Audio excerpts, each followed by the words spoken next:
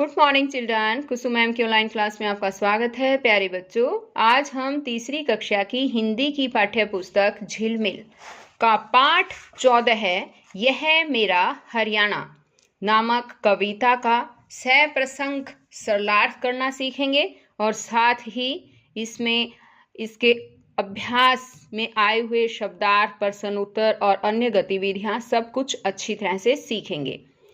तो देखिए, शुरू करते हैं। पाठ 14 है यह मेरा हरियाणा।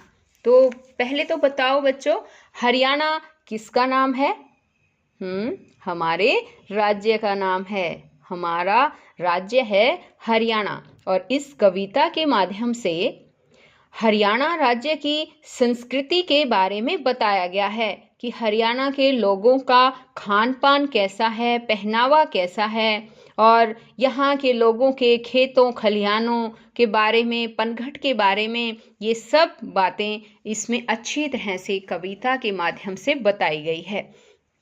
तो देखिए सभी बच्चे मेरे साथ अच्छी तरह से इन सब पंक्तियों को पहले तो सुनेंगे और फिर पीछे पीछे बोलकर इस कविता को याद भी करेंगे। तो देखिए, हरी भरी हरियाली वाला, फल फूलों की डाली वाला, हट्टे कट्टे लोग यहाँ के, दूध दही का खाना, यह मेरा हरियाणा। यानी कि इसमें सबसे पहले तो मैं प्रसंग बता देती हूँ कि प्रसंग कैसे लिखना है। प्रस्तुत पंक्तियां हमारी हिंदी की पाठ्य पुस्तक कौन सी है बताओ? झिलमिल में संकलित यह मेरा हरियाणा नामक कविता से ली गई है। सबसे पहले प्रसंग में तो हमें ये बातें लिखनी है। उसके बाद आता है सरलार्थ। और सरलार्थ का मतलब तो समझते हो बच्चों, सरल प्लस अर्थ, यानी कि बिल्कुल सिंपल अर्थ। जो इस कविता का सिंपल अर्थ है उसी को हम सरलार्थ कहते हैं। तो देखिए, सरलार्थ करना सीखते हैं। इसमें कहा गया है हरी भरी हरियाली वाला, है ना। इसका मतलब है कि मेरा देश हरियाणा हरा भरा और हरियाली से युक्त है। इस प्रदेश में पेड़ों की डालियां जो हैं फल और फूलों से लदी रहती है। यहाँ के लोग हट्टे कट्टे यानी कि स्वस्थ और तगड़े हैं। यहाँ के लोगों का खाना दूध दही का है, यानी कि यहाँ के लोग दूध दही खाना ज्यादा पसंद करते हैं। आगे देखिए, अब ये वाली पंक्तियां हैं। मर्द मुछैल यहाँ के छोरे, गली तबीजी काले डोरे, सिर पर पगड़ी पेचों वाली, सीधा साधा बाणा, यह मेरा हरियाणा।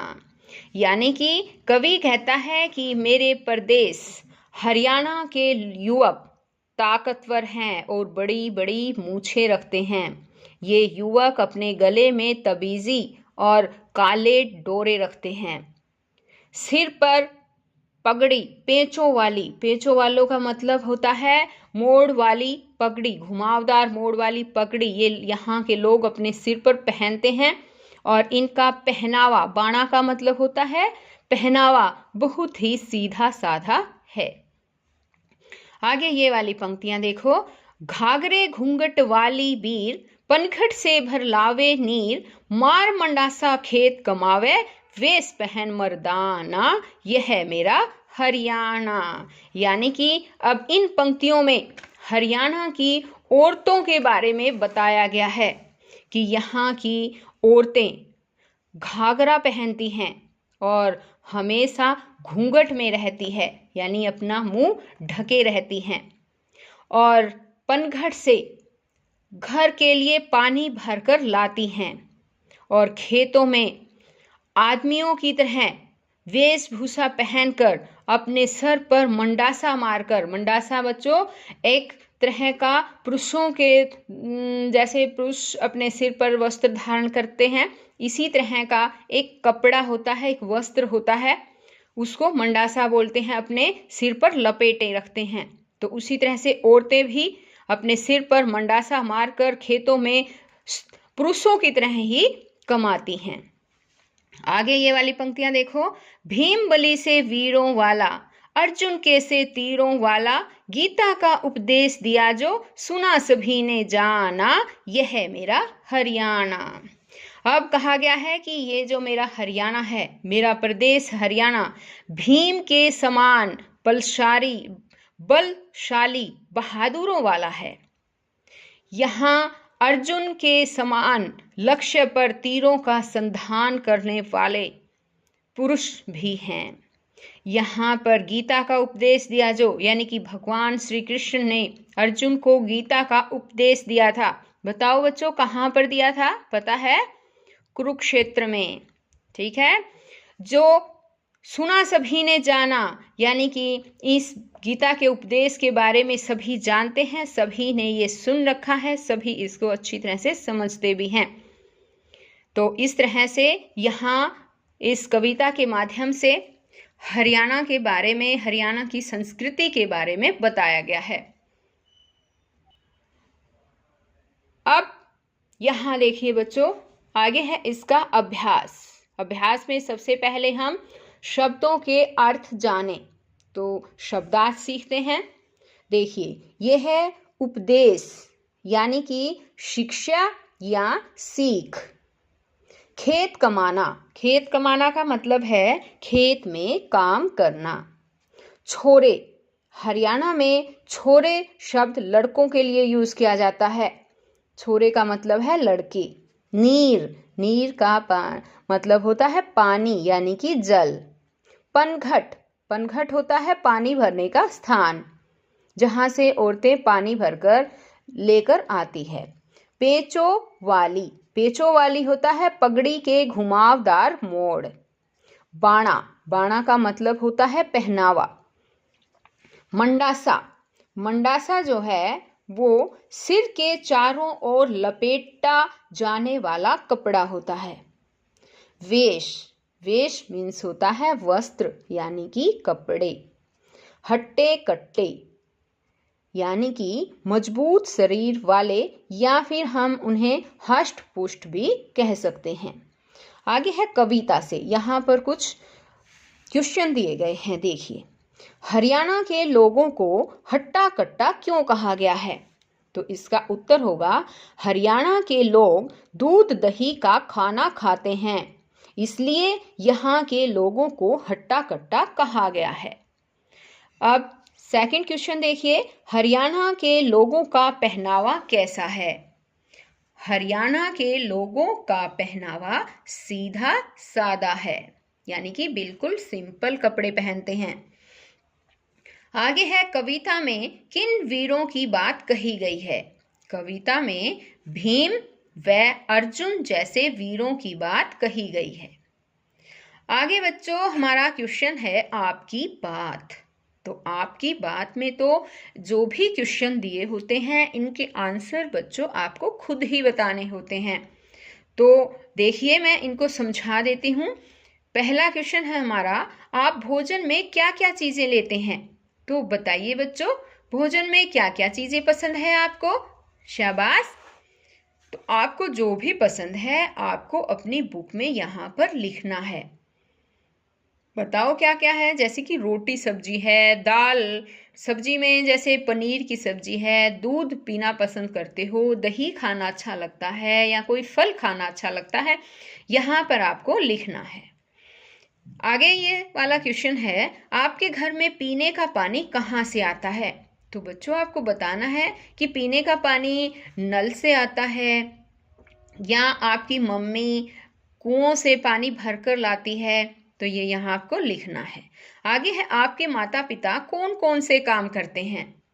तो आपको खुद ही बताना है। जैसे आपकी माताजी घर का काम करती है, और आपके पिताजी जैसे कि खेतों में काम करते हैं, किसान है, या दुकान में काम करते हैं, या कोई नौकरी मिली हुई है। इस तरह से आपको ये सब खुद बताना है। आगे आता है कविता से आगे। तो ये वाला देखिए, कविता से आगे, अपने घर के बड़े बुजुर्गों से पता करें और बताएं। क्या बताएं? पहला क्वेश्चन देखिए, गीता का उपदेश किसने व कहाँ दिया? तो बच्चों ये तो मैंने यहाँ पर खुद ही लिख दिया है कि गीता का उपदेश श्री कृष्ण ने अर्जुन को कुरुक्षेत्र में दिया था। आगे है, हरियाणा का नाम हरियाणा कैसे पड़ा? तो बच्चों आप देखो हरियाणा, हरियाणा का मतलब है हरि प्लस आना, यानी कि यहाँ पर भगवान श्री कृष्ण, हरि का नाम है, हरि का दूसरा नाम श्री कृष्ण जो है, उसके आने के आधार पर ही हरियाणा का नाम हरियाणा पड़ा था। यहाँ पर भगवान श्री कृष्ण को आना पड़ा था। कब आए थे पता है? कुरुक्षेत्र में अर्जुन को गीता का उपदेश दिया था, है ना? तो यहाँ का नाम हरियाणा पड़ा। अब आगे है, आपके गांव या शहर का नाम क्या है और ये नाम कैसे पड़ा? तो बच्चों ये तो आपको खुद बताना है कि आप कौन से गांव में रहते हो और ये या किसी शहर में रहते हो और ये नाम, आपके शहर का नाम क्यों पड़ा।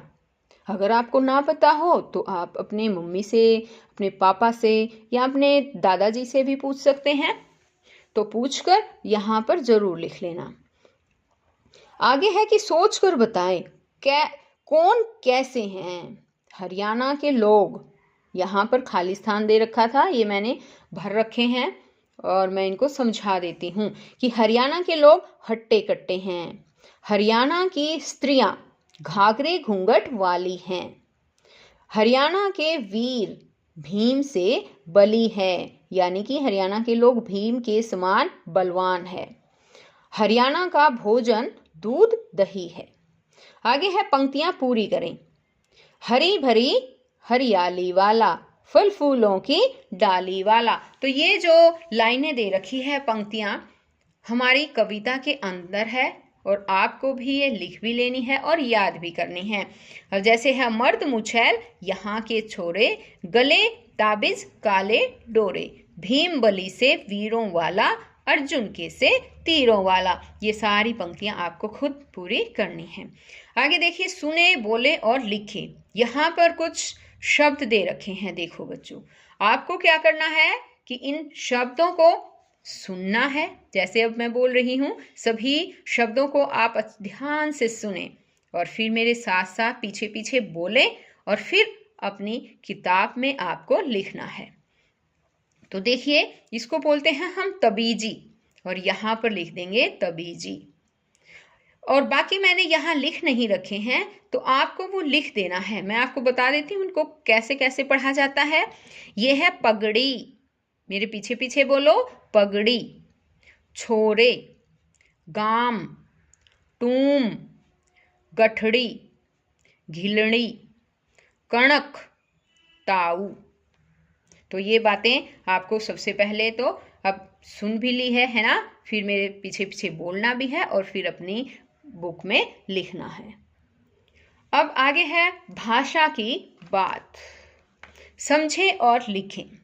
हरी भरी, एक तो यहाँ पर लिख रखा है हरी भरी। फल फूलों, हट्टे कट्टे। तो हट्टे को हम ऐसे भी लिख सकते हैं, टै लिख दिया और इसके नीचे एक छोटा सा हलंत लगा दिया। हलंत का मतलब पता है बच्चों क्यों लगाते हैं? ये हलंत जिस भी अक्षर के नीचे लगा होता है उसका मतलब वो आधा होता है। यहाँ कट्टे ऐसे भी लिख सकते हैं और इस तरह से भी लिख सकते हैं। मर्द, मर्द मुछैल, सीधा सादा। तो यहाँ पर इन जोड़ों को लिखा गया है। आगे है बोलें और लिखें।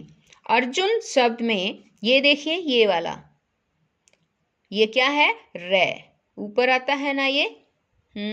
इस तरह से शिरोरेखा के ऊपर जो इस तरह से आता है इसको हम र बोलते हैं और ये आधा होता है, पूरा रे नहीं बोला जाता, इसको र, आधा र के रूप में बोला जाता है। इसे शिरोरेखा पर लिखा जाता है, लिख रखा है ना। इसे अर्जुन, अर्जुन ना बोलकर अर्जुन बोला जाता है, अर्जुन, अर्जुन, यानी कि आधा रे है ये। नीचे ऐसे ही कुछ शब्द दिए गए हैं, इन्हें सही बोलें और लिखें। तो यहाँ पर इनको मैं सही बोलना आपको सिखा देती हूँ, आप मेरे पीछे पीछे बोलना। अब ये वाला देखो बच्चों, इसको हम ऐसे नहीं बोलेंगे मर्द, इसको मर्द नहीं बोलेंगे, हम इसको बोलेंगे मर्द। और यहाँ पर आपको ये मर्द लिखना भी है। ये चर्चा नहीं बोलेंगे, चर्चा, इसको बोलेंगे चर्चा। ये है कर्म, अर्थ, कर्ण, कर्ण नहीं बोलेंगे इसको, कर्ण, इसको बोलेंगे कर्ण। कार्य, ये है वर्ष, दर्द, मर्म, धर्म। आ गया समझ में? दर्द, धर्म, मर्म और धर्म। आ गया ना, इस तरह से आपको बोलना है। आगे है हरियाणा एक राज्य का नाम है। कविता में इसी तरह अनेक व्यक्तियों वस्तुओं के नाम आए हैं, उन्हें चुन कर नीचे लिखें। तो यहाँ देखो बच्चों, एक जगह पर दे रखा है व्यक्ति, तो इसके नीचे व्यक्तियों के नाम लिखने हैं, और ये वस्तुओं के नाम, जो भी इस कविता में नाम आए हैं हमें वही लिखने हैं। तो देखो, व्यक्तियों में मर्द आया, छोरे, लोग और भीम और अर्जुन। इसी तरह से वस्तुओं में है फल फूल, दूध दही, घाघरा, तबीजी, पगड़ी। तो आप इस तरह से और भी बहुत से शब्द इसमें आए हुए हैं, आप उन्हें भी चुनकर इसमें लिख सकते हैं, अपनी बुक में से ढूंढ सकते हैं और फिर उनको यहाँ पर लिख लेना। तो बच्चों, आज इस वीडियो में इतना ही। नेक्स्ट वीडियो में मैं आपको नेक्स्ट चैप्टर सिखाऊंगी। अगर आपने मेरे चैनल ऑनलाइन स्टडी हब को अभी तक सब्सक्राइब नहीं किया है तो प्लीज़ सब्सक्राइब भी करें और साथ में दिए बेल आइकन को ज़रूर दबाएं, ताकि आपको नोटिफिकेशन मिलता रहे और मेरी आने वाली वीडियो सबसे पहले आप तक पहुंच पाए। तो बच्चों, फिर मिलते हैं नेक्स्ट वीडियो में, तब तक के लिए बाय बच्चों।